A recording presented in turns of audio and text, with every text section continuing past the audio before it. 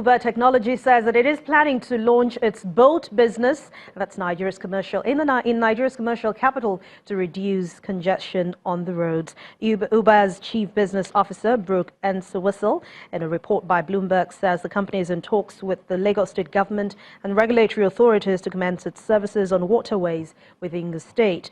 The US-based company, which faces stiff competition from its main rival, Bolt, hints that it will seek partnership with local players for the service. Uber first launched a boat service in Egypt back in 2017, and it has expanded the service to cities such as Mumbai and along the Croatian coast.